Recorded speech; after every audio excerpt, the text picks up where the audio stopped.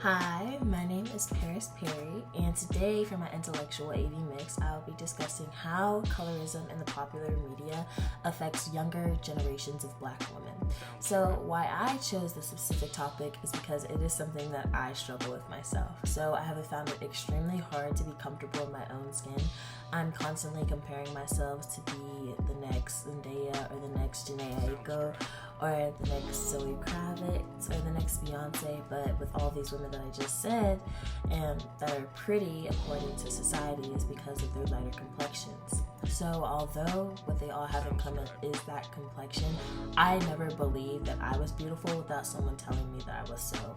And this is partly because this lack of confidence is partly because of the ridiculing and bullying that I experienced in elementary school, but it's also because I truly never was able to feel comfortable in my own skin. So not just beauty, but a lot of other stigmas are placed upon Black women, kind of seeing them as some sort of mean, angry entity, kind of portraying them as ghetto when they're not. It's just the stigma and stereotypes that are constantly placed on Black women. I want to research this topic to further analyze how these stereotypes affect the mental and psychological components of Black women, and also how far these date back, because people are unaware that these kind of coloristic tactics go back to very, very many generations, back to the time of slavery. This isn't something that has just happened now. So I want to draw more attention to this issue because social media is progressing and the standard for what women are supposed to look like. It seems that more women each and every day are trying to attend to the stereotype, trying to mutilate their bodies to feel more pretty for whoever they need to, for whoever is a part of society that they want to look pretty for, and specifically Black women. So I believe that all Black women, despite your skin, your shape, your color, your size, you're beautiful in the eyes of the beholder.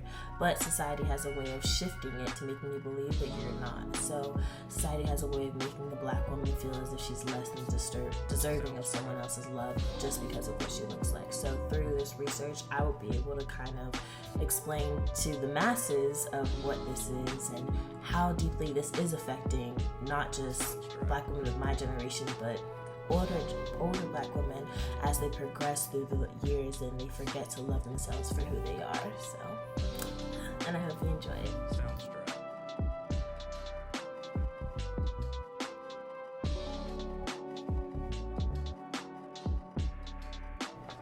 So when dating back to when colorism first began, it all starts with slavery.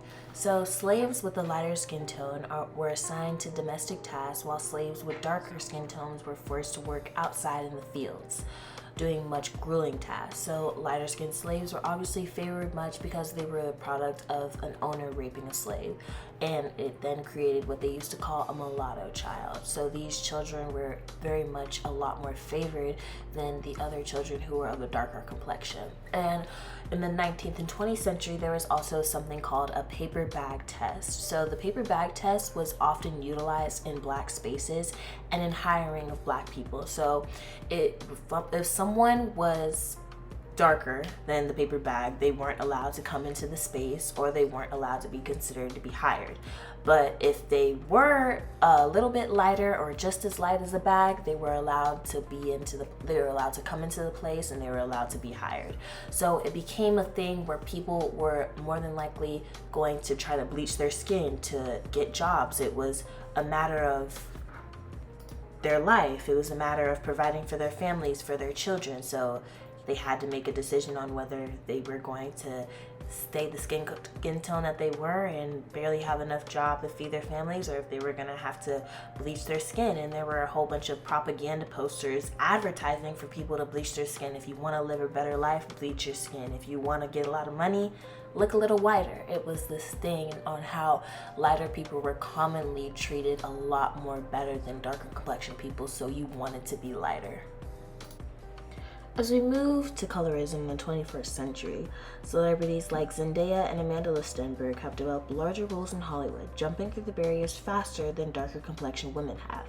People often accompany Zendaya with a full-blown actress, dancer, movie star, producer, writer, and singer, giving her more accolades and traction in Hollywood. But people often forget that Keke Palmer, with the same amount of credentials, is forgotten constantly through her groundbreaking roles. Why is that? Well, lighter complexion women stars in Hollywood have been praised and rose to stardom quickly and a lot faster than darker complexion skin tone women. Rappers and artists such as Ice Spice, Mulatto, and Glorilla have risen to stardom quickly in the midst of viral videos and viral TikTok songs. But stars like Flo Milli and Ari Lennox, who have had the same amount of traction on TikTok and Instagram, have not risen to stardom as quickly. Why is that? Colorism has a lasting effect in Hollywood and will continue to make its way through social media and affecting the psychological and mental aspects of Black women around the world. To further submerge myself into this research, I watched the documentary Dark Girl by Dee Chananson-Berry and Bill Duke.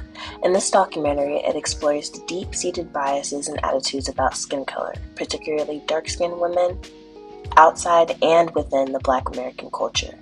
This documentary speaks on how Black men are constantly looking for Black women of a lighter complexion.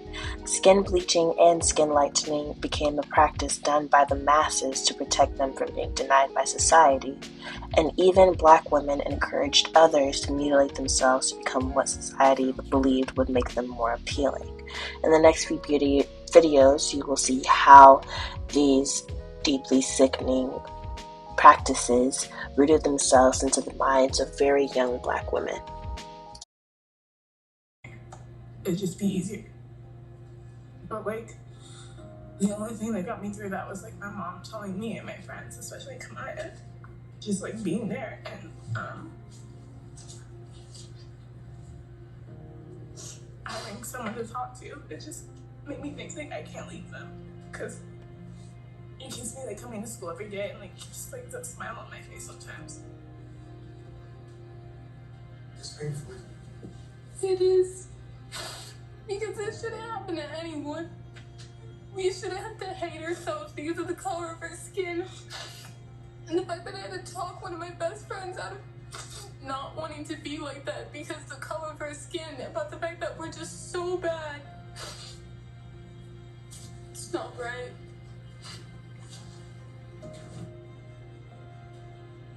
You have to love yourself and love the others around you and know that you're gonna be okay. Black women are terrified to love themselves for who they are because society has embedded into them for so long that the way that they look is not worthy of love. It is heartbreaking to see the emotional duress that darker Black women are under and how this will continue throughout their lives. Me personally, I related to this video on a much deeper level because I've been in the same exact position. I've wanted to leave this earth because I didn't believe that I was worthy of anyone's love, and living in a world without anyone loving you is not a world living in. But I realized through many years of trying to gain my confidence and being around people who helped me gain my confidence that who I am is never going to change, and I have to learn to love myself for who I am because I am beautiful.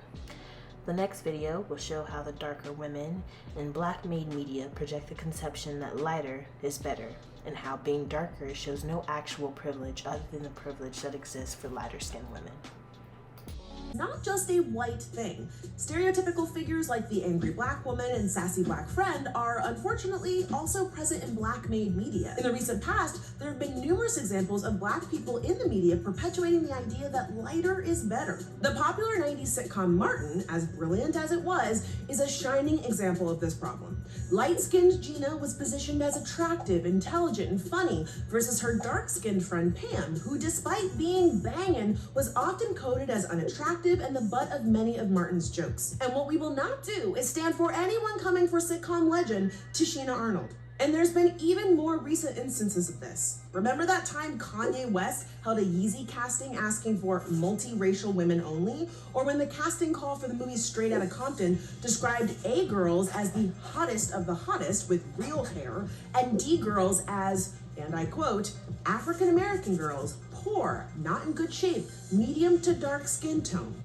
Yikes, it'd be your own people. Or remember when rapper Kodak Black, himself a dark-skinned black man, said that he doesn't date women who share his complexion because they're too gutter? Come on now, Kodak, black is in your name. These examples point to the fact that many black people, even those with the power to create change within their own industries, sometimes internalize the very colorist stereotypes that have kept them down. Now, the media doesn't necessarily cause colorism, but it reinforces it in ways that have real-world implications. Colorism has much wider ramifications than just who we see on our movie screens or on the cover of magazines. Darker complexion women are reinforced in the media as gutter, unattractive, and loud, which only makes it harder for younger black generations to fight off these stereotypes. As the years go on, black women of all ages are constantly working against a colorist and judgmental society that is quick to hate them for their skin tone. As we have seen how colorism in the popular media has negatively impacted young black women, how can black women change their response to society? Well, first, we must remember that the colorism is an everlasting evil. No matter how hard society tries to change the past, these egregious stereotypes will forever be recognized by the ignorance of someone. But, most importantly, black women must find it in themselves to have the courage to love their own for who they are. All tones of black is beautiful, and even the black community forgets it. Beauty is in the eye of the beholder, and despite what society might try to portray, black women, especially young ones, are the most gracious beings to walk the earth.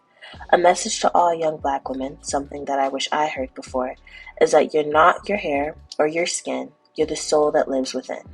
And please do not forget that the blacker the berry, the sweeter the juice. Thank you.